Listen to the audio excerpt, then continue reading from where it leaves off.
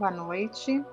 Dando sequência à série de palestras promovidas pela Casa de Fabiano, hoje nós vamos dando continuidade ao capítulo 5º do Evangelho segundo o Espiritismo, Bem-aventurados os aflitos. E nessa parte aqui do capítulo,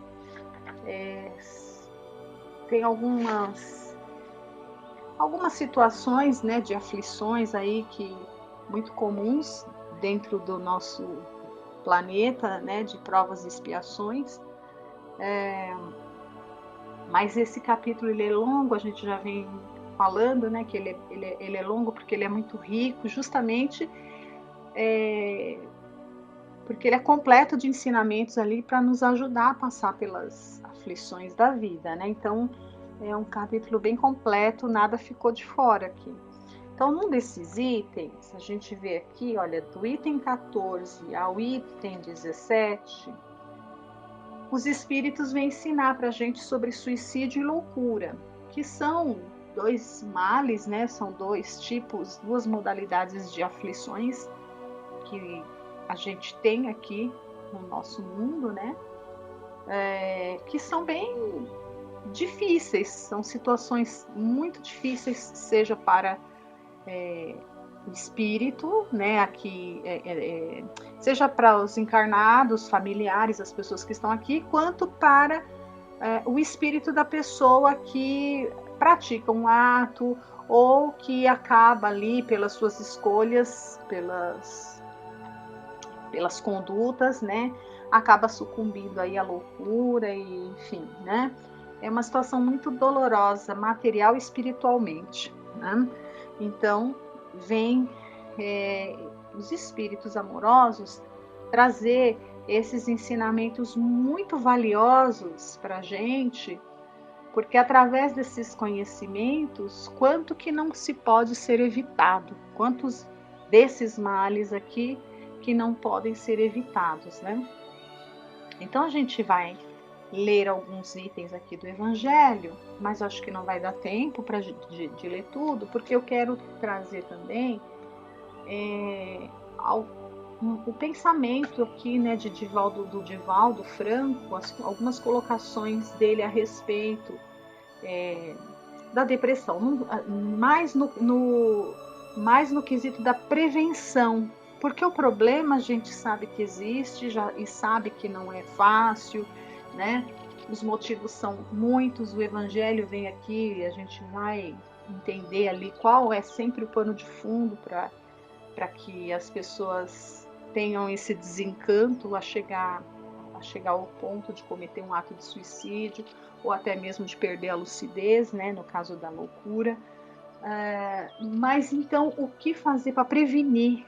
Então é isso que a gente tem que ter, eu acho que é muito importante, dar um foco maior para a prevenção, para que a gente esteja sempre munido de condições, né, de estar atento para não deixar que as coisas, que os nossos pensamentos aí, as nossas atitudes nos conduzam para esse tipo de aflição, né? Então vamos lá. No Evangelho segundo o Espiritismo começa assim, olha: a calma e a resignação adquiridas na maneira de encarar a vida terrena e a fé no futuro dão ao espírito uma serenidade que é o melhor preservativo da loucura e do suicídio. Com efeito, a maior parte dos casos de loucura são provocados pelas vicissitudes que o homem não tem forças de suportar. Se, portanto, graças à maneira por que o Espiritismo o faz encarar as coisas mundanas, ele recebe com indiferença e até mesmo com alegria os reveses e as decepções que em outras circunstâncias o levariam ao desespero, é evidente que essa força que o eleva acima dos acontecimentos preserva a sua razão dos abalos que o poderiam perturbar. Então, pelo primeiro capítulo aqui, né, já dá para a gente fazer o link com esse ensinamento que o Divaldo traz para nós, falando sobre a prevenção da depressão. que é um mal do século, né? Muitas pessoas falam aí que a depressão é o mal do século, ou um dos males do século, né? A gente vê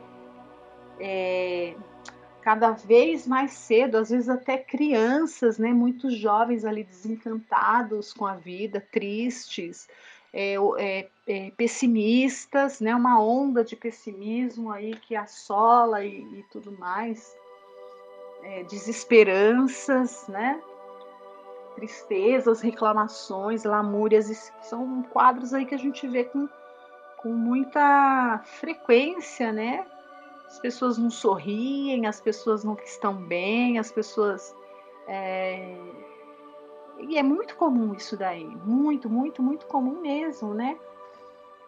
Uma situação muito comum que a gente percebe que tá quase que uma pandemia paralela, né? E, no entanto, a gente talvez não se dê conta, né? É uma pandemia também, né?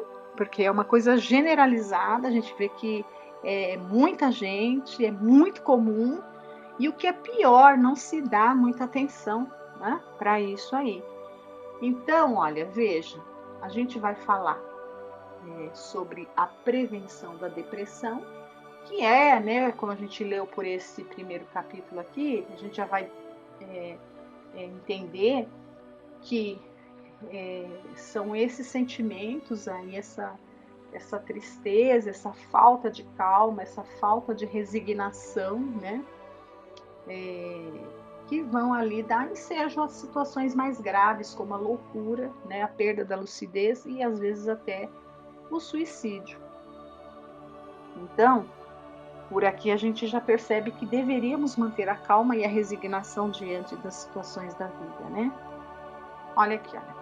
O mesmo se dá com o suicídio. Se excetuarmos os que se verificam por força da embriaguez e da loucura e que podemos chamar de inconscientes, é certo que, sejam quais forem os motivos particulares, a causa geral é sempre o descontentamento. Ora, aquele que está certo de ser infeliz apenas um dia e de se encontrar melhor nos dias seguintes, facilmente adquire paciência. Ele só se desespera se não vê um termo para os seus sofrimentos. E o que é a vida humana em relação à eternidade, se não bem menos que um dia? Mas aquele que não crê na eternidade, que pensa tudo acabar com a vida, que se deixa bater pelo desgosto e infortúnio, não vê na morte o fim dos seus pesares. Só vê na morte o fim dos seus pesares. Nada esperando, acha muito natural, muito lógico mesmo, abreviar as suas misérias pelo suicídio. Então, também aquele que não tem calma, não tem resignação, não acredita no futuro, acha que com a morte tudo acaba, né? Também vai tentar procurar abreviar os seus problemas por essa porta, né? Com muito engano. Mas o interessante é aqui, olha, quando ele fala, a causa geral é sempre o descontentamento. Foi o que a gente acabou de falar em relação ao primeiro item, né? O descontentamento. Então, não podemos cultivar, não podemos permitir que esses sentimentos de desesperança, de descontentamento mesmo, essa falta de ânimo, né, que muitas vezes a gente percebe, tome conta de nós, né? Às vezes pode parecer difícil, nem todos os dias são bons dias, né? Mas o cristão, ele tem que ter, ou pelo menos tentar, ele tem que lutar para poder manter acesa ali a chama da esperança dentro do coração, né? O cristão, ele tem por obrigação, é nossa obrigação, porque se nós nos intitulamos de cristãos, é porque pelo menos ler os ensinamentos do Cristo nós já lemos, né? Então, se nós já lemos ou já ouvimos, ainda que a gente ainda não interiorizou, ainda que aquilo não faça sentido, não mova as nossas fibras mais íntimas a ponto de fazer um sentido real, né, a ponto das nossas atitudes darem testemunho daquilo que a gente leu ou ouviu, ainda que a gente não esteja nesse ponto, mas o simples fato de já ter lido ou ouvido nos coloca e nos intitularmos, né? Dizer sim, então o cristianismo é isso, então Jesus ensinou isso, então sim, pois bem, eu sou cristão, né? Frequento uma religião cristã, frequento um grupo religioso cristão, então eu sou cristão porque me identifico com tudo isso. Então, para nós, que pelo menos se identifica, né, se sente atraído pelos ensinamentos de Jesus, não se concebe que a gente fique cultivando pessimismo, desamor, né?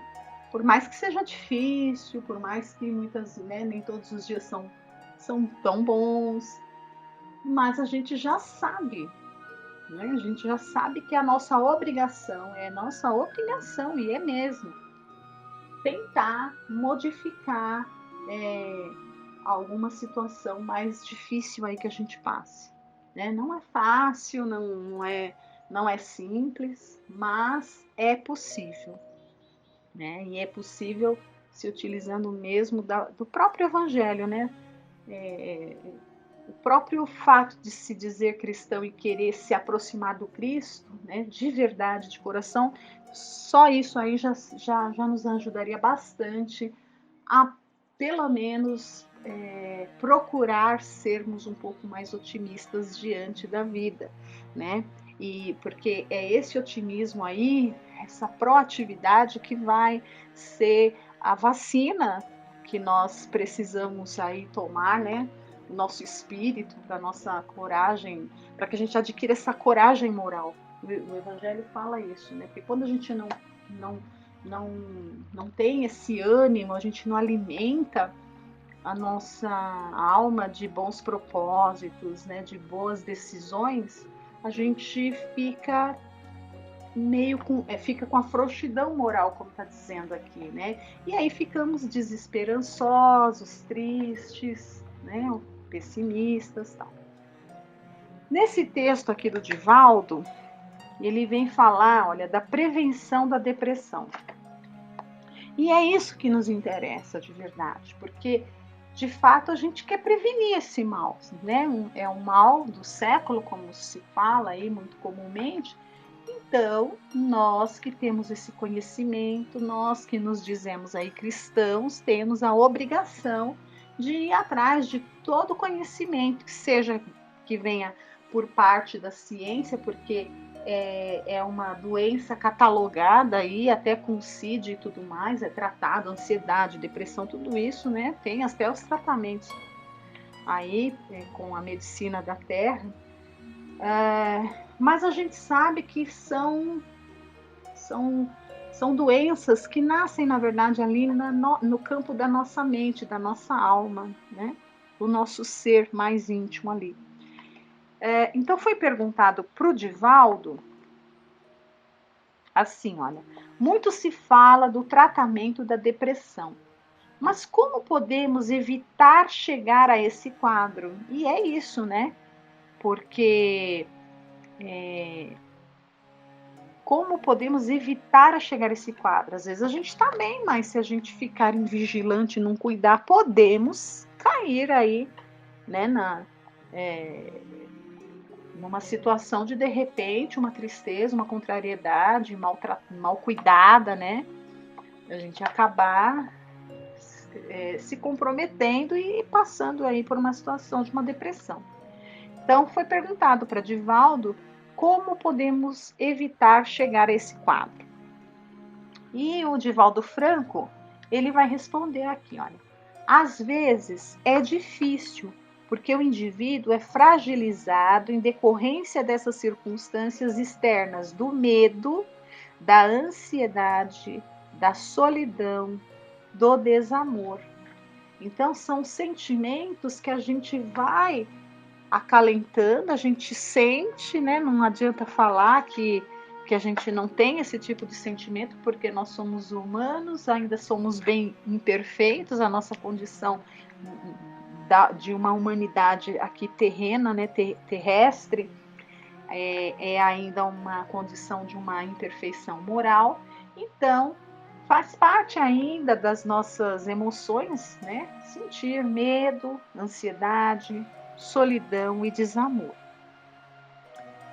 E aí continua o Divaldo falando, estando vulnerável, quando ocorre algo que o abala profundamente, ele foge para dentro de si mesmo e perde o interesse pelos valores da vida.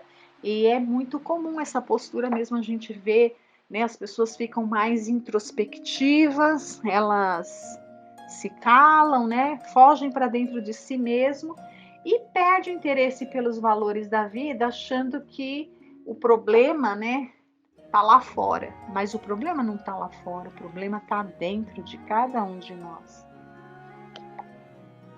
Nesse caso, uma psicoterapia preventiva seria o valioso recurso da prece. Olha que coisa maravilhosa, interessante, simples que ele fala, né?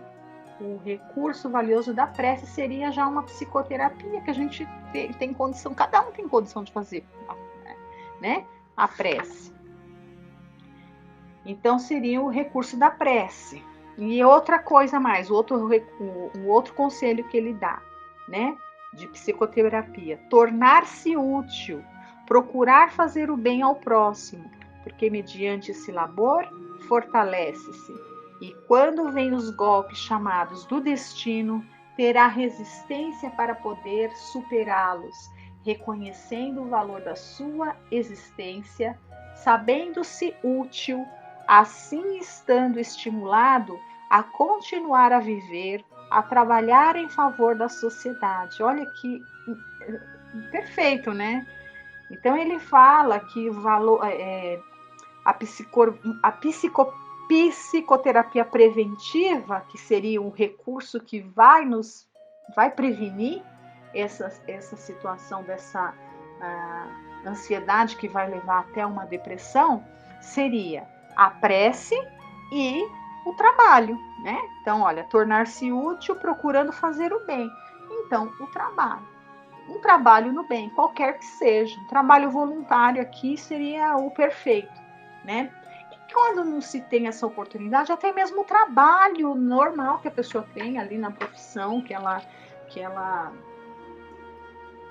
escolheu ali para a vida dela, né, e tudo mais, procurar executar da melhor maneira possível, com alegria, com gratidão por ter um trabalho, por ter um emprego, né? Perceber quais são os frutos daquele trabalho, o que aquele trabalho produz de bom para outras pessoas e se dedicar na execução dessas tarefas, né? Porque aí o que vai acontecer? Quando a pessoa faz isso, ela se sente útil, né? Se sentir útil. Quem se sente útil se sente feliz. E não poderia ser diferente, né? Não aceitar o mal, procurar sempre cultivar o ideal de viver, a alegria de ser útil, porque a vida é uma bênção. O espírito Joana de Ângeles sugeriu-me oportunamente 5 itens para a felicidade. Olha que legal esses itens aqui. O primeiro item, segundo ela, é: a vida é bela. Ora bem, se reflexionarmos, realmente a vida é bela em todos os seus aspectos. Em toda a parte está presente a harmonia. Canta a celeste música da beleza. É verdade, né? Se a gente tiver os olhos de ver aí, a gente vai admirar o quanto o nosso mundo é maravilhoso, né? O segundo item é: eu nasci para amar. A maioria das pessoas sempre acha que nasceu para ser amada, olvidando-se que o amor não é um jogo de interesse, mas a própria razão de ser da vida. O terceiro item é: eu nasci para servir. Se nos dedicarmos a servir, nossa vida adquire significado. Enquanto desejamos ser servidos, ainda nos encontramos na fase infantil da emotividade. O quarto item é: o mal que me fazem não me faz mal. O mal que me faz mal é o mal que eu faço, porque me torna um homem mau. Maravilhoso essa colocação, né? Pura filosofia, é verdade. O mal que me fazem não me faz mal. O mal que me faz mal é aquele que eu faço, porque ele está dentro de mim, né? E isso me torna uma pessoa má. Em realidade, ninguém faz mal a outrem, porque sempre ele é feito a si próprio, assim como o bem. Quando o indivíduo se dedica ao mal, ei-lo infeliz em sua ação. E o quinto item é: há um sol brilhando dentro de mim. Quando o sol brilha dentro de mim, a alegria, o objetivo essencial da vida, nunca se apresenta entre sombras, qual ocorre como uma lâmpada, na qual a claridade vem de dentro para fora. Se alguém carrega uma lâmpada, embora a luz que irradia também projete sombra, quando seu brilho é interior, um sol interno, tudo é luz. Há alegria, há vida, não há depressão. Então, que a gente possa seguir esses 5 conselhos aí da Joana de Ângeles, né, através do Divaldo, nos precavendo mesmo, tomando a vacina moral, né, a vacina para nossa alma, anti-depressão, anti-pessimismo, anti-tristeza. Fiquemos todos em paz, que Deus esteja conosco durante essa semana. Muito obrigada. Até mais.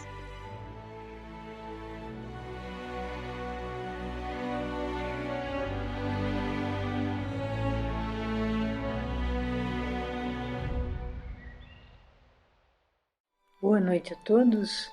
Vamos agora fazer algumas reflexões sobre questões do Livro dos Espíritos, como de costume.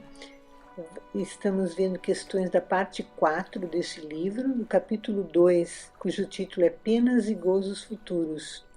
E estamos no item 5, Penas Temporais. Começando pela questão 983. O espírito que expia as suas culpas numa nova existência passa apenas por sofrimentos materiais. Assim, não será exato que após a morte a alma só tem sofrimentos morais? Resposta: é bem verdade que, reencarnada, a alma encontra nas tribulações da vida o seu sofrimento, mas apenas o corpo sofre materialmente. Dizeis em geral que o morto já não sofre mais, mas isso nem sempre é verdade. Como espírito, não sofre mais as dores físicas, mas, segundo as faltas que tenha cometido, pode ter dores morais mais cruciantes, e numa nova existência pode ser ainda mais infeliz. O mal rico passará a esmolar e estará submetido a todas as privações da miséria.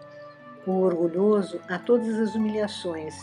Aquele que abusa de sua autoridade e trata os seus subordinados com desprezo e dureza será forçado a obedecer a um senhor mais duro do que ele tenha sido. Todas as penas e tribulações da vida são expiações de faltas de outra existência, quando não se trata de consequências das faltas da existência atual. Ao sairdes daqui, compreendereis bem. O homem que se crê feliz na terra porque pode satisfazer suas paixões é o que faz menos esforços para se melhorar. Em geral, ele começa a expiar essa felicidade efêmera da própria vida que leva, na própria vida que leva, mas certamente a expiará numa outra existência tão material como essa. Todos aqui na Terra sofremos. Todos nós estamos em estágio de aperfeiçoamento em todos os aspectos, moral e intelectual. E dado a nossa ignorância moral, por ainda não entendermos profundamente as leis de Deus, não compreendemos as causas de nossos sofrimentos e distorcemos as leis divinas, achando que somente temos o direito à felicidade. Só que a felicidade de um, à custa da infelicidade de outro ou outros, não contempla os desígnios de Deus, pois Ele, como Ser Supremo, não permite que um seja infeliz para que o outro seja feliz. Assim, aquele não seria um ser livre, mas um parasita. Deus criou a lei de justiça, amor e caridade para que todos tenham seus direitos, as suas realizações e a felicidade. Só que cada um tem que conquistar esse aprimoramento sem impedir o progresso e realização de outros. Quando todos praticarem a lei de justiça, amor e caridade, haverá união e entendimento entre todos os povos, todas as religiões, e não haverá a miséria, a fome e as guerras. Questão 984. As vicissitudes da vida são sempre a punição das faltas atuais? Resposta: não. Já o dissemos, são provas impostas por Deus ou escolhidas por vós mesmos quando no estado de espírito e antes da vossa reencarnação, para expiar as faltas cometidas numa outra existência, porque jamais a infração das leis de Deus e, sobretudo, da lei de justiça fica impune. Se a punição não é feita nesta vida, será necessariamente em outra. É por isso que aquele que é justo aos vossos olhos vê-se frequentemente atingido pelo seu passado. Então, a cada um segundo as suas obras. Toda causa gera um efeito. E assim, quando prejudicamos alguém, haverá uma consequência desagradável. É o que nos leva a nos conscientizarmos do que fizemos. O sentimento de culpa um dia aparece, então sentimos a necessidade de reparar, muitas vezes escolhendo prova semelhante à que causamos ao outro. Assim age a lei de justiça, amor e caridade. As provas nos ensinam que não devemos fazer ao outro o que não queremos para nós. Quando não reconhecemos a nossa falta, Deus nos impõe uma prova semelhante. O Espírito, na resposta, diz que nem todas as vicissitudes da vida são consequências de faltas cometidas. Sim, porque são resultados de nossas experiências de vida e suas consequências.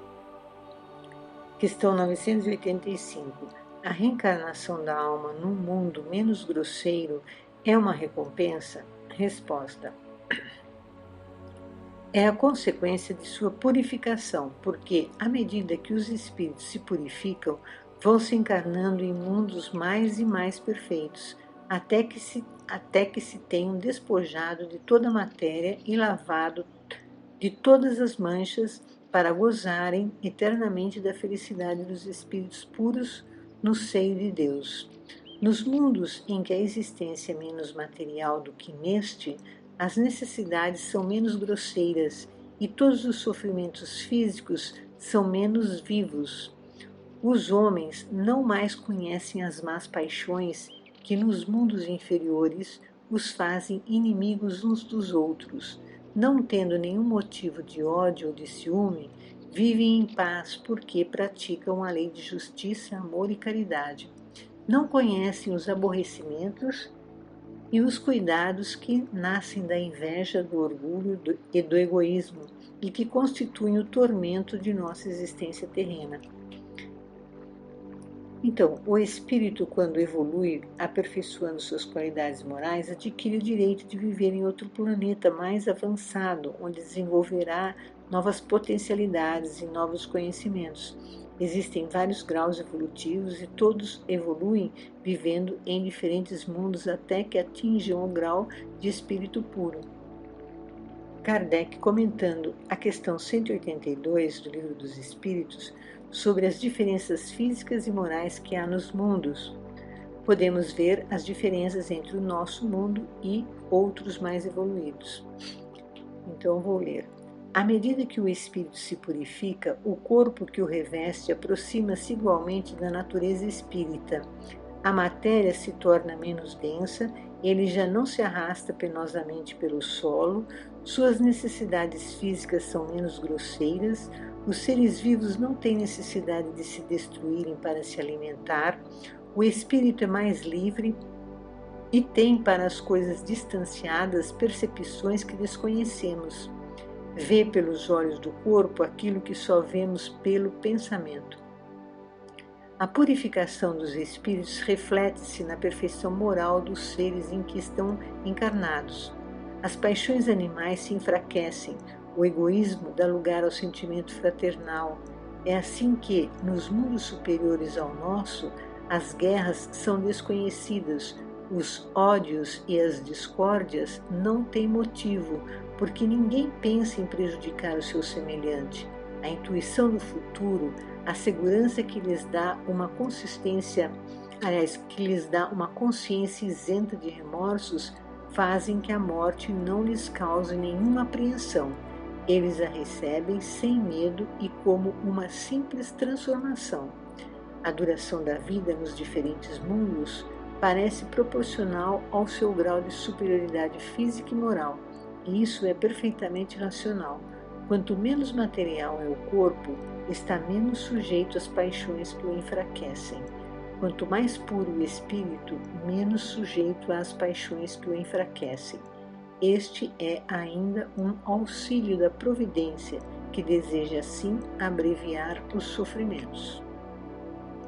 Questão 986. O espírito que progrediu na sua existência terrena pode, às vezes, reencarnar no mesmo mundo? Resposta: sim, se não pôde cumprir a sua missão e ele mesmo pedir para completá-la numa nova existência, mas então não será mais para ele uma expiação. Então, o espírito que cumpriu suas provas, mas não a contento, continua reencarnando na Terra, mas não para expiar. Um espírito pode ir viver em um planeta mais avançado quando venceu todas as dificuldades que o impediam de mudar de planeta. Se ele insistir em ir a um planeta que não tem condições ainda de viver, passaria por muitas frustrações. Questão 987. O que acontece com o homem que sem praticar o mal, nada fez para se libertar da influência da matéria? Resposta: desde que não deu nenhum passo na direção da perfeição, deve recomeçar uma existência semelhante à que deixou. Fica estacionário e é assim que pode prolongar os sofrimentos de sua expiação. Então, estacionar é deixar de evoluir, portanto é perder tempo, não é retrogradar, mas aumentar o número de encarnações. Assim, prejudica a si mesmo. Na questão 642 do Livro dos Espíritos, podemos entender claramente que deixar de fazer o bem quando pode é fazer o mal. Vou ler a pergunta do Livro dos Espíritos que fala sobre isso, número 642. Será suficiente não se fazer o mal para ser agradável a Deus e assegurar uma situação futura?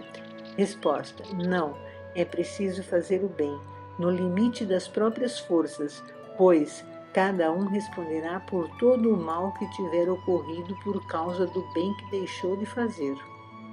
Então, na próxima questão, temos mais esclarecimentos sobre estacionar na evolução. Questão 988.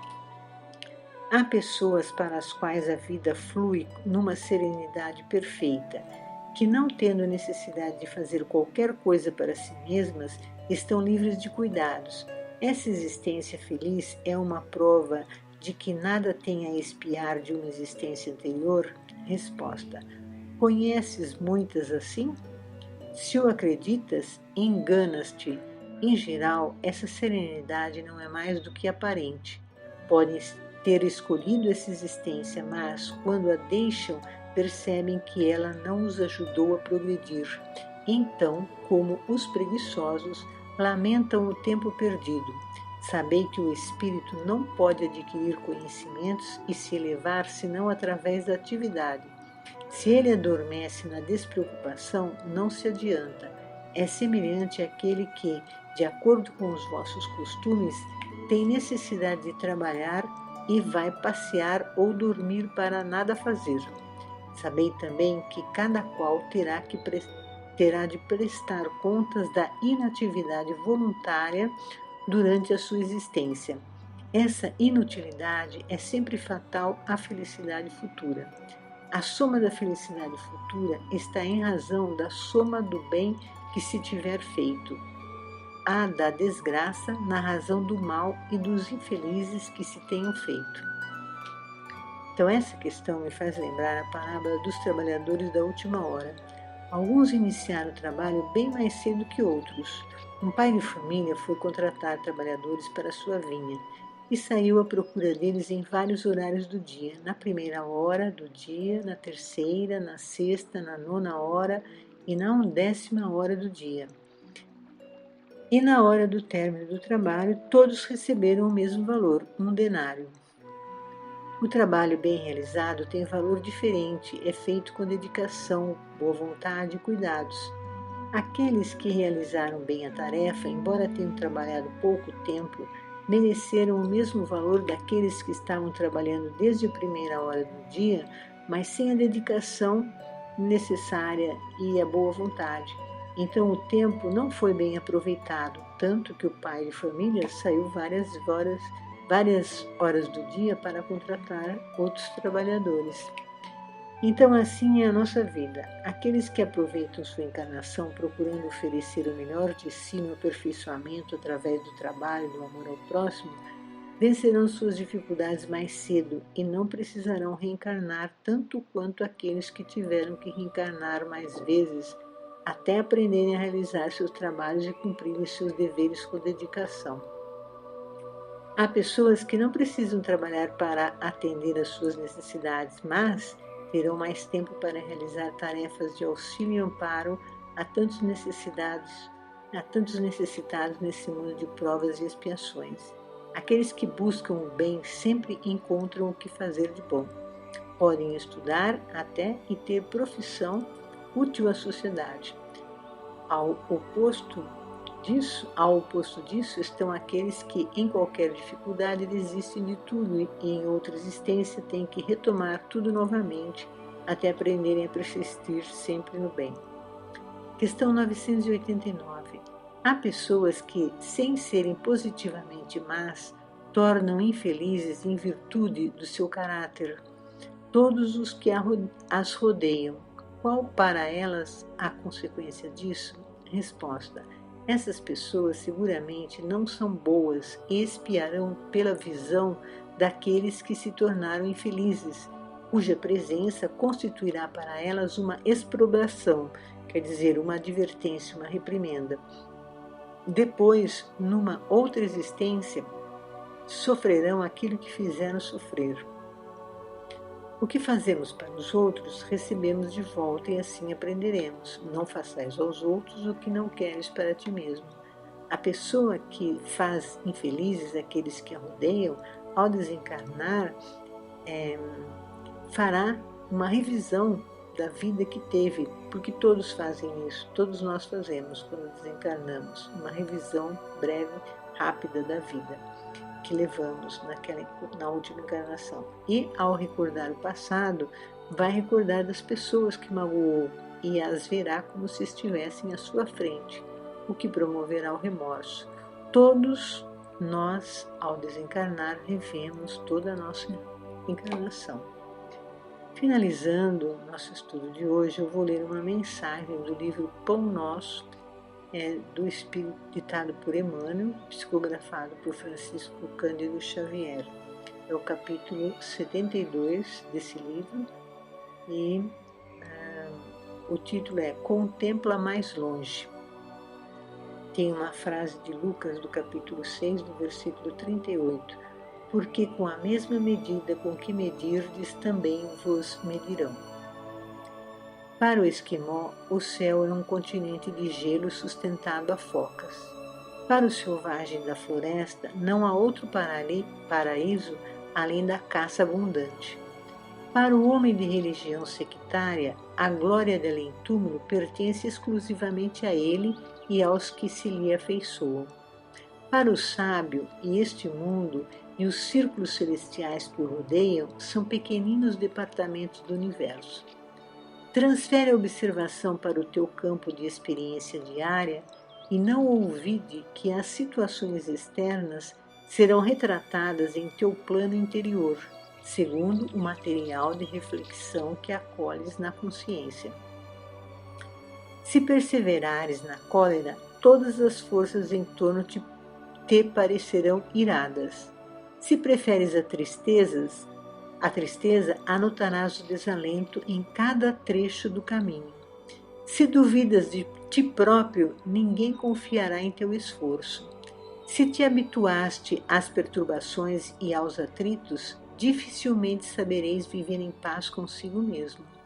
Respirarás na zona superior ou inferior, torturada ou tranquila, em que colocas a própria mente, e dentro da organização da qual te comprases, viverás como o gênio que invocas. Se te detens no repouso, poderás adquiri-los em todos os tons e matizes, e se te fixares no trabalho, encontrarás 1000 recursos diferentes de servir. Em torno de teus passos, a paisagem que te abriga será sempre em tua apreciação aquilo que pensas dela, porque com a mesma medida que aplicares à natureza, obra viva de Deus, a natureza igualmente te medirá. Obrigada, boa noite a todos. Lembremos-nos de orar e vibrar pelo nosso planeta, para que haja paz, união, entendimento e cuidados, não só conosco, mas com todo o ambiente da natureza. Boa noite.